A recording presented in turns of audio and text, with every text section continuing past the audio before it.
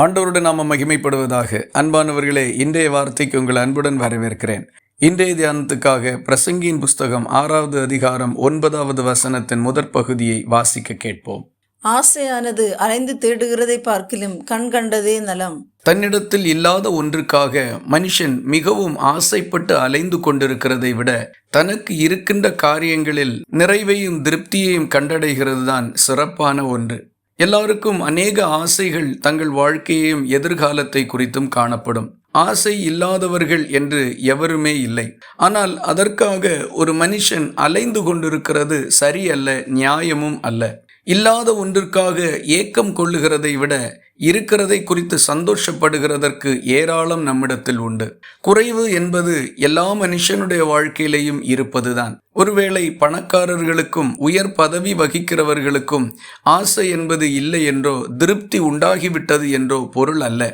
ஒவ்வொரு மனுஷனும் தன்னுடைய நிலையை விட மேலான காரியங்களை ஆசைப்படுவதுதான் இயல்பான காரியமாய் இருக்கின்றது. மனுக்குலத்திற்குள்ளே இது முற்றுப்பெறாத ஒன்றாக காணப்படுகின்றது. பலவிதமான ஆசைகள் மனுஷனுடைய இருதயத்தில் இருப்பதனால் தங்களை விட மேலானவர்களை பார்க்கும்போது மன வருத்தங்கள் உண்டாகின்றது. சிலர் பொறாமைப்படுகின்றார்கள். சிலர் தேவன் பாரபட்சம் உள்ளவர் என்று கர்த்தரிடத்திலும் குறைவுபட்டு கொள்ளுகின்றார்கள். இவைகள் எல்லாம் மனுஷனுடைய இருதயத்தில் மறைந்திருக்கின்ற மாயையான ஆசையின் நிமித்தம் உண்டாகக்கூடிய எண்ணங்களும் உணர்வுகளும்.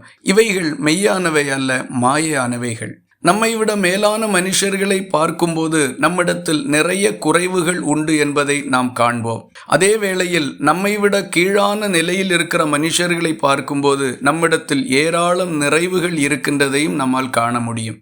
சுகவீனமாய் இருக்கின்ற ஒரு மனுஷனை பார்க்கும்போது நாம் எவ்வளவு சுகத்தோடும் ஆரோக்கியத்தோடும் இருக்கிறோம் என்பதை நினைத்து நாம் திருப்திப்பட்டு கொள்வதற்கு முடியும்.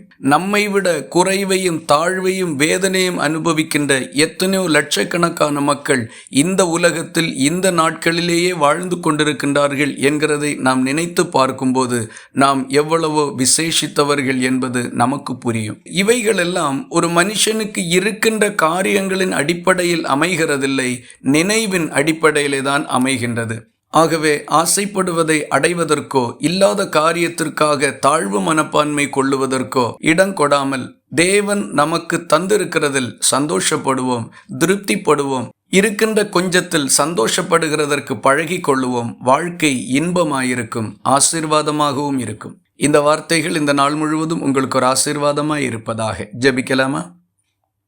எங்களை நேசிக்கிற அன்பு நிறைந்த நல்ல ஆண்டவரே, நாங்கள் உம்மை நன்றியோடு துதிக்கிறோம். எங்களுக்கு நீர் கொடுத்திருக்கின்ற ஏராளம் ஆசீர்வாதங்களுக்காய், சுகபலன்களுக்காய் நாங்கள் உமக்கு நன்றி செலுத்தும்படியும் அவைகளில் சந்தோஷத்தோடு வாழும்படிக்கும் நல்ல உள்ளத்தை எங்களுக்கு தாரும். இல்லாத காரியங்களுக்காக வீணாக ஆசை கொள்ளுவதை தவிர்க்கிறதற்கும் எங்களுக்கு மனப்பக்குவத்தை தாரும். இல்லை என்று குறைவுபட்டு கொள்ளுகிறதற்கும் உம்மிடத்தில் மனத்தாங்கல் அடைகிறதற்கும் ஒருபோதும் உள்ளத்தில் இடங்கொடாதிரும். ஜெபத்தை கேட்டதற்காக ஸ்தோத்திரம்.